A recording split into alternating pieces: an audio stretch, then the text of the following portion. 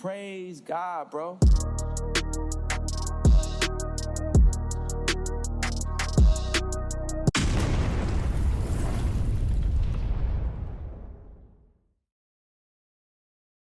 Hey, don't let these tears fool you. There's all dog around this mug. I'm good.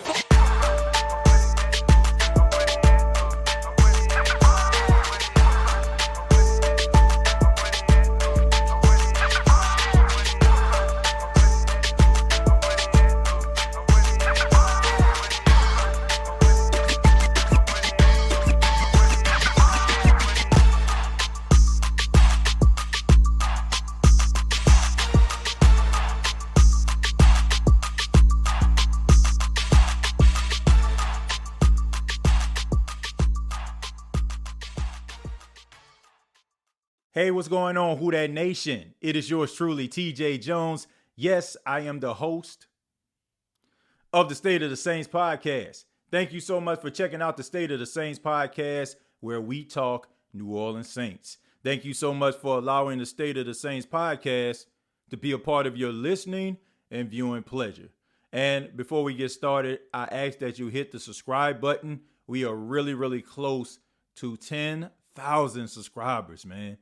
I cannot believe this. We started this show back in 2018, and we have over 1,000 episodes of the State of the Saints podcast. So I'm asking for your help. For those that have not subscribed to the channel but roll with the State of the Saints podcast, check it out consistently. Please hit the subscribe button, and also hit that like button if you enjoy this episode as well as other State of the Saints podcast content. But let's go ahead and talk a little bit about day number 7 of Saints training camp. The New Orleans Saints decided to take practice inside. We all know that the heat has been the topic of conversation this training camp. In the state of Louisiana, it gets really, really hot. We talk about this quite often since training camp started here on the State of the Saints podcast. But Dennis Allen is making sure that he is being cautious with the players' health.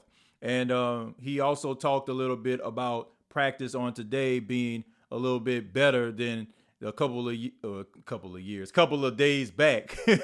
You know, the fact is these guys feel comfortable. I mean, the fact is it's hot outside.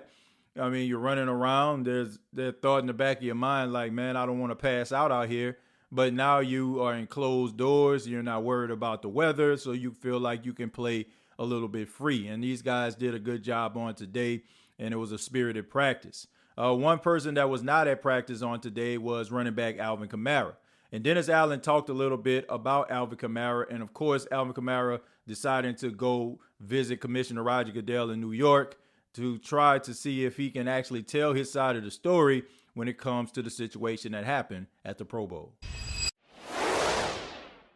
Look, honestly, I don't know. But, you know, we felt like, and he felt like it was the right thing to do, and so that's what we're doing. And isn't it a good sign that the commissioner is receptive to having that meeting because he didn't necessarily have Yeah, look, I mean, I don't want to really get into all the details of it. I think we've kind of addressed that. You know, we'll let the process play out, and then we'll react to whatever decisions are made. I don't know if this is a good idea. I don't know if this is a bad idea. But I do know this. It's an idea. You know, look, you can't help but to try. You know, we know about this situation. We've talked about this time and time again, no matter what podcast you listen to that involves the New Orleans Saints, whether you listen to all of them, myself, or just a few in between. Everyone has talked about what's going to happen with Alvin Kamara. Is he going to be suspended? And if so, how many games? But Alvin Kamara going to New York, trying to talk to the commissioner, tried to sway the commissioner's decision, what he's going to do, you know, it can't hurt, right? But I think regardless, based on how the NFL is in certain ways when it comes to the New Orleans Saints, I mean, y'all know what I'm talking about. Something is going to happen. Now, I would be shocked if I hear that Alvin Kamara is suspended for 6 games, right? And honestly, the closer we get to the season, the more I'm starting to feel like nothing might not come of this. Maybe at the worst, a game or two. Because I feel like if something serious was going to happen when it comes to Alvin Kamara missing a significant amount of time, I feel like we would have known already. You know, when guys start to, do things like violating, substance abuse policies and all that kind of stuff, it normally comes out like before training camp actually starts, where the team actually understands and knows what's going to happen to said player. But we haven't heard anything when it comes to Alvin Kamara. So the more the less I hear, the more I feel like it's probably going to be a slap on the wrist. And, Alvin Kamara has been dealing with this case for a long time, man. It feels like it's been forever. Finally, they got a verdict. He had to, pay a little bit and also do some community service. But I think that Alvin is trying to get this behind him. Alvin made a bad decision on a bad night. I don't think that this is an indication of who he is as a person. Anybody that has ever met Alvin Kamara always has positive things to say about him. And I like him a lot. I think that he is a people person, but I just think that maybe it was just one of those nights where, things just went wrong. But hopefully he can learn from this. I mean, he's much older. I know he's a father or soon to be father. I think that, this kind of stuff you want to put behind you, and you don't want this stuff to be, a reflection of who you are. And I don't think that it is. So whatever happens with Alvin Kamara, hopefully he can be back as soon as possible. But in the meantime, you have some other running backs. You got Jamal Williams, who the Saints signed from the Detroit Lions, who is becoming a fan favorite. And you also have some guys like Kirk Merritt and also rookie Kendre Miller. And Kendre Miller actually spoke to the media on today about, his overall process of transitioning from TCU to the NFL. Yeah. I feel like I'm adapting to, how we pick up blitzes here and the protections and, how our defense runs different things. But overall, I kind of developed at the end of my career in college, picking it up faster. And, here, you don't have a choice but to learn it fast. But I feel like our coach does a great job at explaining it. And, it's just a rep thing for me. The more reps I get, the better I get at it. Look, I like Kendre Miller. I like the energy that he comes with. Like he has this confidence about himself. Like you can tell that he has a big personality, despite maybe listening to him talk here. But I can tell that this guy is hungry and he wants to play. And the fact is he has an element to his game that wasn't really shown at TCU. And I asked that everybody check out the entire interview with Kendre Miller, and you understand what I'm talking about a little bit more. He was asked mostly to run in between the tackles, not so much catch the ball out of the backfield and run some of these routes. But playing for the New Orleans Saints, we know that the New Orleans Saints like to dump the ball off to the running back. And this could really be great for a guy like Kendre Miller, who is a little bit of a diamond in the rough. And quite honestly, I feel like if other teams would have seen him catch the ball more often, I think that maybe he would have went in the draft a little bit earlier. But he fell to the New Orleans Saints, which is a good thing, especially since you don't know what's going to happen with Alvin Kamara. And even if Alvin Kamara ends up missing a little bit of time, 1 or 2 games, you still have a solid running back that can come in and also carry the load along with Jamal Williams. So Kendre Miller learning to become a pro, learning to the Saints system, and also, polishing up on some of that route running ability so he can be effective in 2023. Also, someone that is trying to prove themselves is linebacker DeMarco Jackson. DeMarco Jackson started off last year. He was a rookie coming out of Appalachian State. He was a captain on the Appalachian State team. The Saints drafted him in one of the late rounds, and he was having a solid camp. He was doing some really good things. He has some really good speed, good tackling, and also he's really good when it comes to coverage. And DeMarco Jackson, unfortunately, sustained an injury last season that cost him the entire season. So now he's trying to pick up the pieces. But the best thing about DeMarco Jackson and learning and developing is he gets an opportunity to learn alongside one of the best people, not just players, but best people and linebackers in the game in DeMario Davis. And the media asked DeMarco, what's it like learning from a seasoned veteran like DeMario Davis? I mean, DeMario, he's much ahead and he's got the game figured out. And I would say I just try to take notes from him when he's in there talking to meetings. A lot of times, like when you're a rookie, you come in, you try to learn the defensive scheme, and you don't focus, and you might be too much sometimes to try to grab what the offense is throwing at you. But with DeMario, he really helped me understand like a lot of the route concepts, what you're getting out of certain formations, and really linebacker, you got to have good eyes and you got to have them in the right places at the right time. So learning from him, hearing him talk helps me out a lot. I think that DeMarco Jackson has some really good talent. I think that he's a talented guy. I think he's a little bit of a diamond in the rough. I think he's a smart player, and he's a leader. You know, I mentioned that he was the captain on the Appalachian State team, and you know, you don't become a captain just by, you know, like, okay, we want you. Okay, somebody just pointing you out. You have to earn it. You have to earn the respect of the coaches, and you have to earn the respect of the teammates. And I think that those are the type of qualities that can go a long way for a guy. Now, he isn't where he needs to be just yet, but once again, learning under one of the best linebackers and people in all of football in DeMario Davis can really help. And the Saints can really use a guy like DeMarco Jackson for the light to turn on, because, I mean, you got Pete Werner. Of course, you have DeMario Davis. You got Andrew Dowell. You got Zach Bond. But, you know, some of these guys that are on that linebacker core are guys that get hurt quite often. I mean, Pete Werner is really, really good, but, you know, he was in and out of the lineup last season, even though he was having a really good season before the injury. And you need some guys to be able to step up, to be able to come in, to be able to get some reps, even if they are rotation guys, or if you need to help on special teams. But DeMarco Jackson, the more reps he gets, I feel like the more polish he will get. Now, we need to work a little bit on consistency, according to Dennis Allen. He needs to be a little bit more consistent.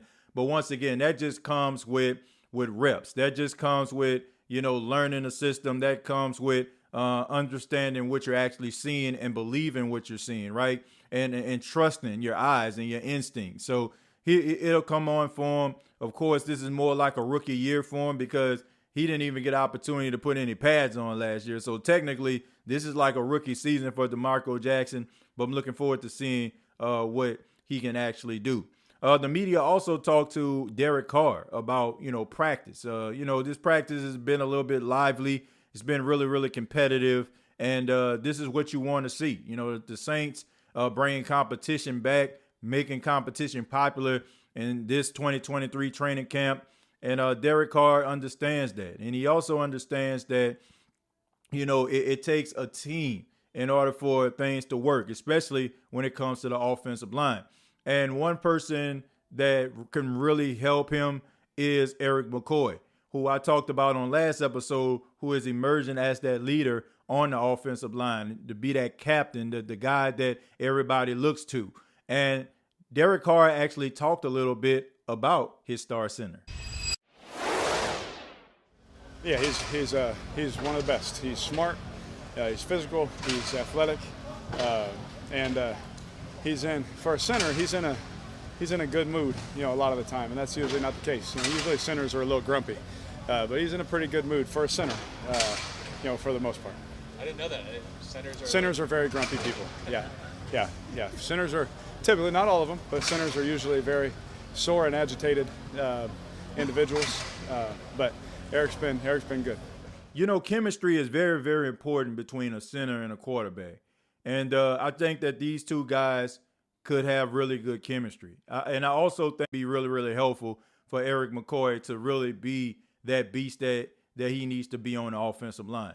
I think when he first got into the league, he had the ultimate cheat sheet in Drew Brees. So Drew Brees was helping him out a lot, helping him call out some of the, you know, the blitzes and where the pressure was coming from and everything like that. And I think that was something that kind of put his mind at ease. But now, you know, when Drew Brees retired, you had a bunch of guys coming in and he really had a lot of pressure on him, right? But now you have a guy like Derek Carr, who is a seasoned veteran that has done it all, that has seen it all, and he can really help you out. I don't know if he can be Drew Brees, okay? Drew Brees was on another level when it comes to calling out those pressures. but Derek Carr is not a slouch. And I think that it can really help Eric McCoy. And I think that this can be one of his best seasons. But these two are definitely going to have to work together alongside other members of the offensive line in order for the Saints to be able to put up points. Now, we all know that the New Orleans Saints have the weapons. They're loaded at wide receiver as of right now. A lot of talented guys loaded at tight end, loaded at running back. We all know that, right? I mean, as of right now, I'm not talking about injuries or what ifs and all that kind of stuff. I'm talking about the way that the roster is structured right now. This is a really good, solid team. And you don't want to just mess that up, right? You want to make sure that you are being as effective as possible. And I think that these two guys can definitely get it together. I think that the New Orleans Saints are trending in the right direction. I'm excited for the first preseason game.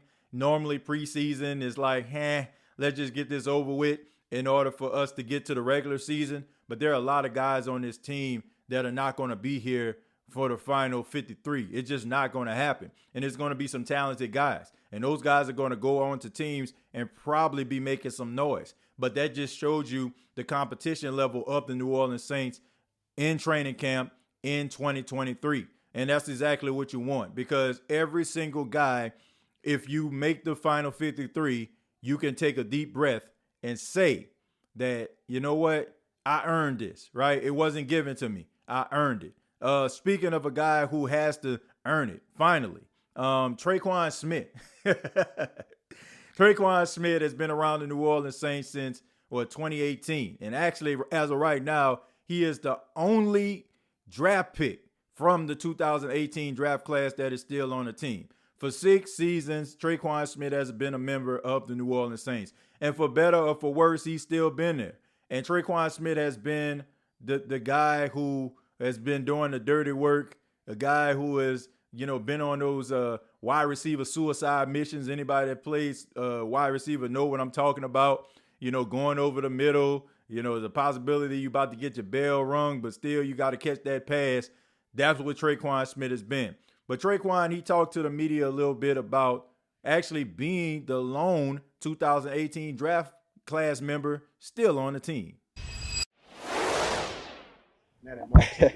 Yeah, man. I just realized that, Marcus left, and I might be the last one, and it's crazy, man. I'm just grateful, just to still, be here with the Saints and still be in the league.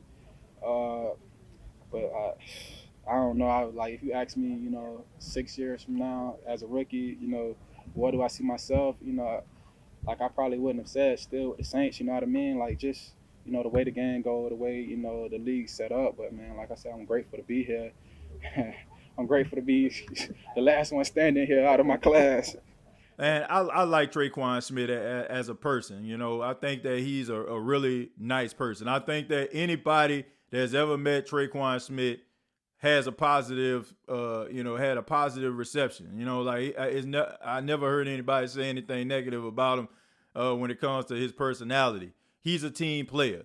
I think sometimes people look at guys and they just feel like, if he's not dominant, or he's not, in basketball, if he's not averaging 25 points a game, or, in baseball, if he's, he's not a guy that's just hitting the ball over the fence every single time, that there's no use for him. But I just think that sometimes these type of guys fly under the radar. I think the biggest issue with Tre'Quan Smith was the expectations. I think that's the anger level that Saints fans have about Tre'Quan Smith, is the fact that, he's been around and he was supposed to be a number 2 receiver. He was supposed to be opposite of Michael Thomas. And when it didn't pan out and that just wasn't his lane, people there's this old saying, threw the baby out with the bathwater, which I still don't understand that term and what the heck it means. But anyway, I just thought that it would be useful using this as an example. But I just think that people just look at him and just say, oh, man, you're not the number 2, so you're nothing. But when you look at a guy like Tre'Quan Smith who, can block on the outside, springing some of those big runs by AK and Mark Ingram throughout the years, also coming up with some clutch catches, man. And shouts out to Chosen. I remember the last time he called in, he was talking a little bit about Tre'Quan Smith being on the other side of history, of some of the most historical moments in Saints history, and that's true. And, I just think that at this particular stage, I know what Tre'Quan Smith is, and I'm not expecting anything more than that. And there's nothing wrong with that at all. It's nothing wrong with a guy just being a role guy. It's nothing wrong with a guy, you dish the ball out to and shoot a three, all right? I mean, there's nothing wrong with being a John Paxton. There's nothing wrong with being a Steve Kerr, right? Those guys still made some noise. They still made some plays, and they still were a part of history, right? Everybody remember John Paxton's clutch shot, right? And everybody remember Steve Kerr's clutch shot in the NBA Finals. So that's just the way that it goes sometimes. But I think that Tre'Quan Smith is a humble human being. I think that the team likes him. I think they respect him for what he does. And it doesn't seem like he does much complaining. And he's a team player. So I think teams like guys like that. They like guys that's not trying to, rattle the cage so much. They understand what they need to do and they embrace it.